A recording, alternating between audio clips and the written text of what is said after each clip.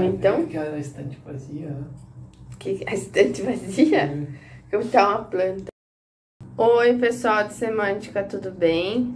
Eu tô gravando essa aula para repor a aula do 13 de março, que foi o dia que eu fiquei gripada e a gente teve que cancelar a aula. No fundo, a gente vai tratar aqui dos tópicos que já seriam contemplados lá naquele dia, que é basicamente o texto do Steven Pinker, que tá nesse livro aqui, do que é feito o pensamento. Então, vocês receberam o primeiro capítulo, que é o capítulo Palavras e Mundos. Então, ele traz várias informações legais e interessantes, e eu recomendo que vocês realmente leiam esse texto, porque ele está em diálogo com a língua inglesa, né? E vocês, sendo da turma do inglês, acho que é fundamental, porque ele traz tanto expressões coloquiais quanto informações peculiares sobre a língua inglesa, e daí vocês podem até usufruir dessas informações para aumentar o seu vocabulário. Agora, por que eu solicitei a leitura desse texto para vocês? O Pinker, nesse livro em especial, ele trabalha com as noções relativas ao significado e aos limites do significado. Então, esse capítulo que vocês leram é uma introdução para o resto do livro. Então, vários aspectos relacionados ao significado são contemplados aqui. Então, ele chega a mencionar algo que envolve uma semântica de eventos, uma semântica de metáforas, que são questões que a gente vai trabalhar ao longo da nossa disciplina. Mas assim a gente já levanta a bola para que a gente faça uma discussão mais aprofundada no futuro, certo?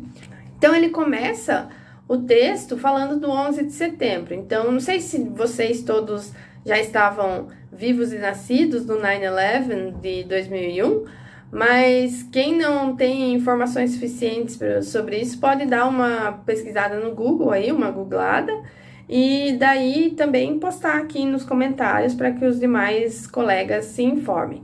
Então, a problemática que o Pinker levanta é basicamente se o que aconteceu naquele atentado das Torres Gêmeas era um único evento ou eram dois eventos. Então, isso está relacionado com uma questão jurídica que envolve o pleiteamento do seguro sobre aqueles edifícios. Então, o cara que era arrendatário do terreno entrou na justiça tentando conseguir que o seguro fosse pago sobre dois eventos diferentes, porque considerando que dois aviões bateram nas duas torres, ele entendia que eram dois eventos separados e que, portanto, o seguro devia pagar por dois eventos. Isso porque o seguro tinha uma cláusula que pagava 3,5 bilhões para cada evento. Então, vocês imaginam que nessa conversa ele conseguir comprovar que haviam dois eventos por trás fazia com que ele rendesse uma graninha a mais, certo? Só que a seguradora, naturalmente, argumentou que havia um evento só que devia ser remunerado, justamente levando em consideração que os dois aviões haviam sido lançados contra as duas torres numa única tentativa de atentado. Então, era sobre você comparar se havia um evento por conta de ser um plano de ataque terrorista ou se havia dois eventos por conta de serem duas as torres que foram prejudicadas pelo ataque dos aviões. Então, vejam aí, essa parece ser uma questão de juridiquês, mas na verdade é uma questão de língua, porque é como você se refere a essa situação. É um atentado, são dois atentados, vai depender de como você conceitualiza isso na sua cabeça. Então, aí vem as divisões que o Pinker faz nas subseções desse capítulo. Você pode, por um lado, pensar na relação entre as palavras e o pensamento, entre as palavras e a realidade, entre as palavras e a comunidade, entre as palavras e as emoções e entre as palavras e as relações sociais. Então, nessas três perspectivas, a gente vê diferentes aspectos do significado sendo ressaltados. Então, para começar, sobre a relação entre palavras e pensamentos, a gente vai ter que focar na questão de como a gente conceitualiza a realidade que a gente está observando. Então, se por um lado a gente acredita que a realidade está aí colocada e pode ser acessada por qualquer um, por outro lado, é fato que a linguagem é um intermediador entre o que está dentro da gente, a nossa realidade subjetiva da cognição mental, e o que está fora. certo? Então, por conta desse papel de intermediador, acaba que a gente filtra a realidade pela nossa linguagem. Então, uma coisa é essa realidade externa, mas outra coisa é como ela é representada dentro da nossa cabeça.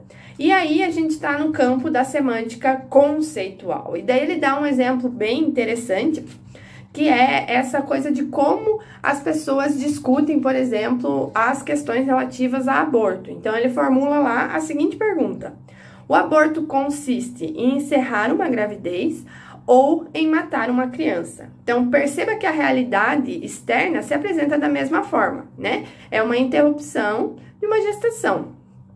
Mas, quando você trabalha com essa perspectiva de que é um encerramento de uma gravidez, você tem algumas consequências, ou quando você trabalha que é um assassinato de uma criança, você tem outras consequências. Então, é a mesma realidade objetiva, mas que está sendo lida, interpretada de duas maneiras diferentes. Então, é como a gente se refere a esse conceito, é como a gente lida com ele. Tá? Isso tem diferentes consequências no nosso dia a dia, não só em termos políticos, né? Mas a gente vê, por exemplo, estratégias de marketing que substituem a palavra mensalidade por investimento. Então, você vai fazer uma pós-graduação, uma especialização em literatura brasileira, e daí a faculdade que está divulgando essa pós-graduação coloca lá, em vez de colocar valor da mensalidade, coloca investimento. Percebam como há uma mudança de como você está concebendo esse dinheiro que você está gastando.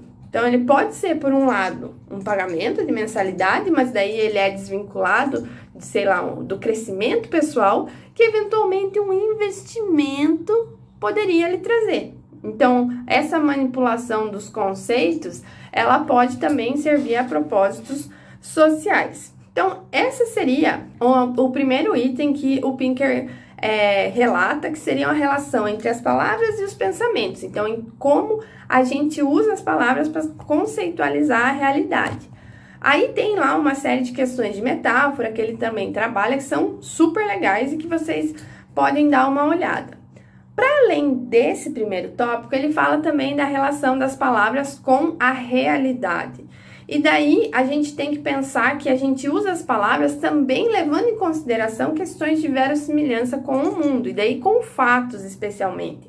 E daí ele vai ativar uma série de conceitos que envolvem a semântica de condições de verdade, justamente para mostrar como essas coisas são relevantes para como a gente se comunica. Ele dá o exemplo da afirmação feita pelo George Bush para justificar a invasão no Iraque, né? E eu vou ler aqui para vocês brevemente, mas vocês podem consultar a tradução no livro do Pinker. Então, ele diz: The British government has learned that Saddam Hussein recently sought significant quantities of uranium from Africa. E o que acontece aqui é que o Bush empregou o verbo learn, no sentido de ficar sabendo e não no sentido de aprender, certo? Então, essa é uma especialização desse verbo que faz com que a proposição que vem logo após ele automaticamente tenha valor de verdade no mundo. Então, quando você diz: eu fiquei sabendo que o Saddam Hussein está comprando quantidades de urânio da África, significa que ele de fato está comprando urânio da África.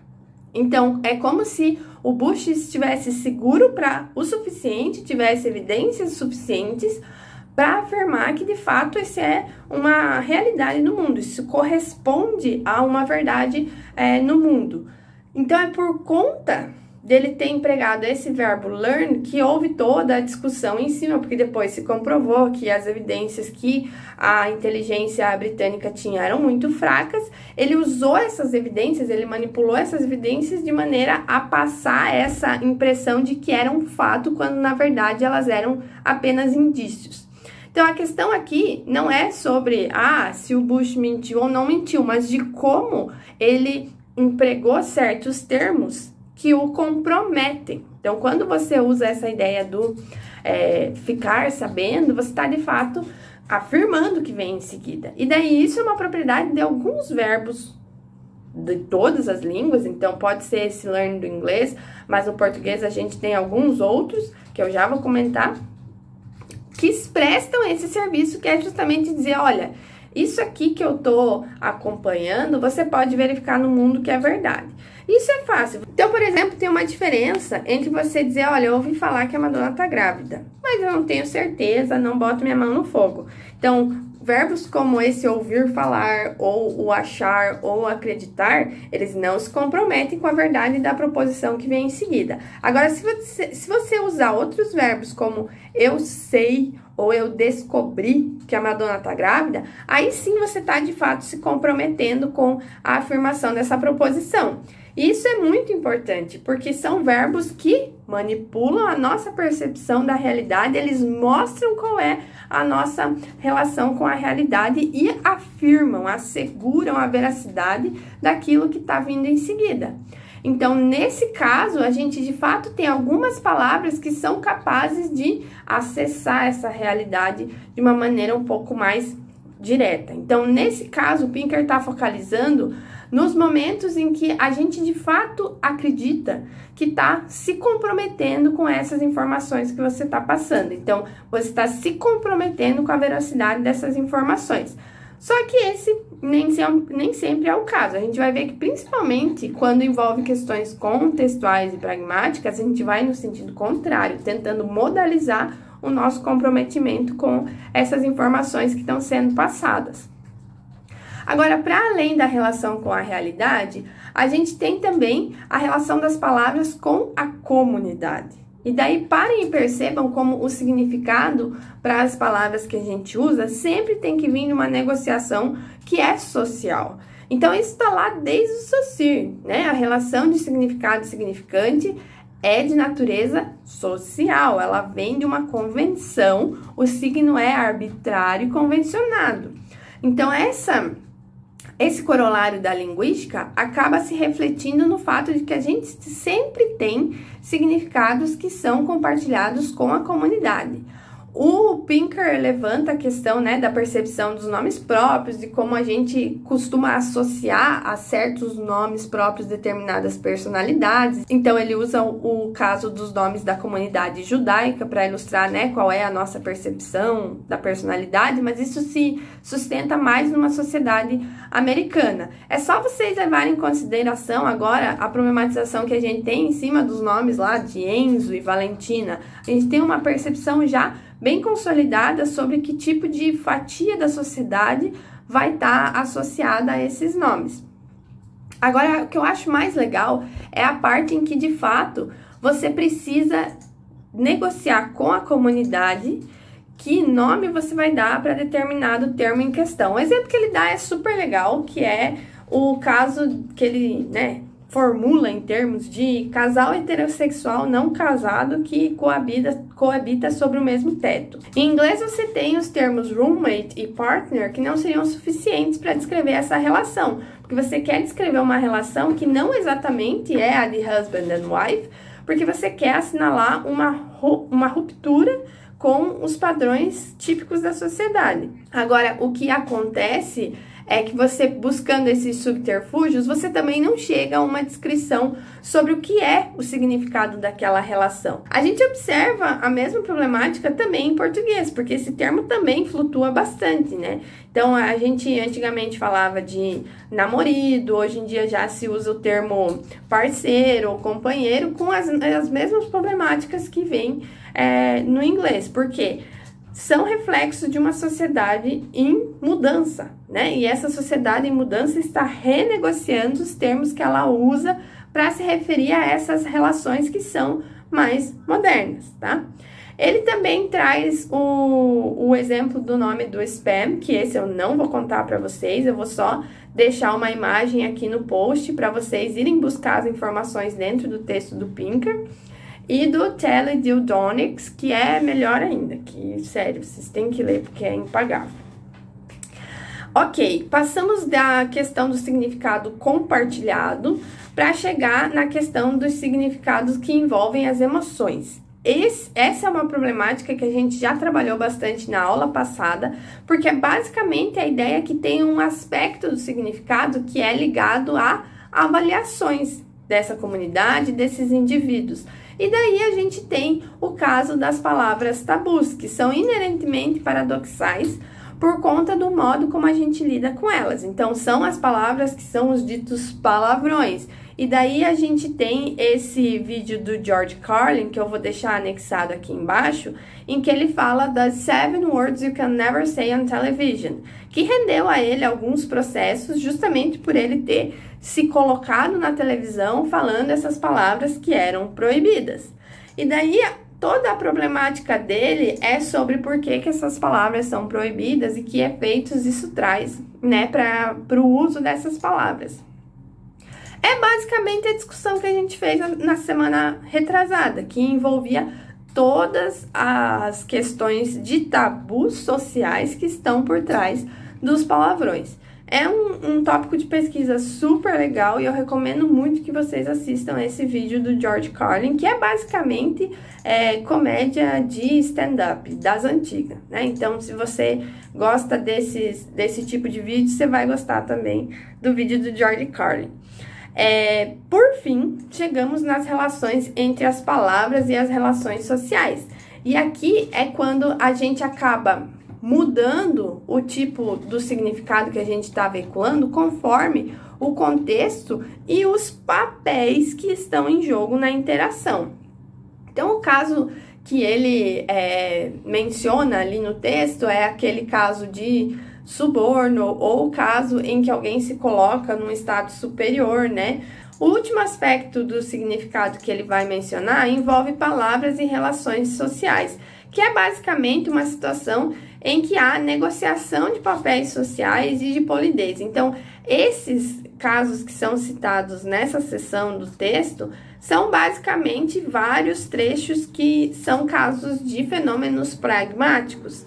E quando a gente chega na pragmática, a gente está falando sobre ouvir nas entrelinhas para entender o que está implicado, o que não está necessariamente dito com todas as palavras, mas que poderia, sim, veicular significado, sentidos, né? O caso clássico de polidez é quando você está sentado à mesa e você usa uma forma do verbo que é modalizada, né? Então, quando você diz, você poderia me passar o guacamole, esse poderia é uma tentativa de deixar o seu pedido mais polido, mais educado. Então, é diferente de você dizer, me dá o guacamole, apesar de as duas frases estarem indicando um pedido imperativo. Agora, quando você usa o poderia, você está, de certa forma, trabalhando com o que é a sua expectativa em relação à imagem do seu interlocutor e também qual é a expectativa do seu interlocutor em relação a você e de como você quer que essas imagens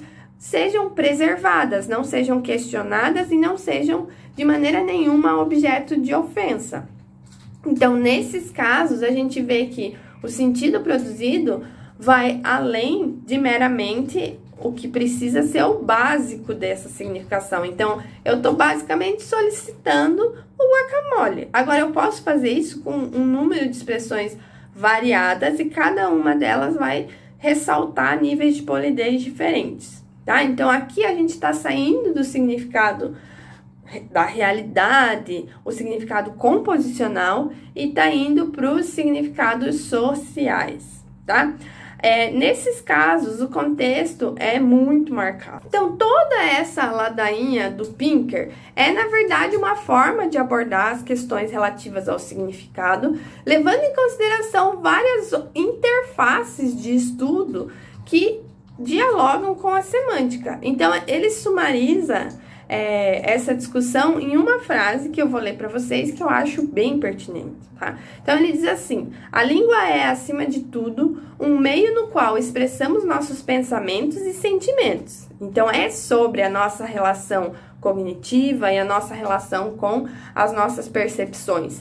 Mas ela não deve ser confundida com os pensamentos e sentimentos propriamente ditos. Então, aí a gente tem uma linha de divisão que é sobre delimitar o que é um fenômeno linguístico e o que é um fenômeno psicológico ou um fenômeno sociológico e assim por diante. Então, a gente tem sim questões que são relativas aos papéis sociais desempenhados na sociedade, mas em que medida essas relações são codificadas na nossa linguagem. Em que medida a nossa linguagem responde a esses papéis sociais, ela própria condicionando as nossas possibilidades de ação, tá? Então, todas essas discussões são discussões super legais, que eu tentei sumarizar num vídeo aqui curto, mas que vocês vão ver com profundidade no texto do Pinker e também nos próximos capítulos que a gente vai discutir logo em seguida. Então, só para recapitular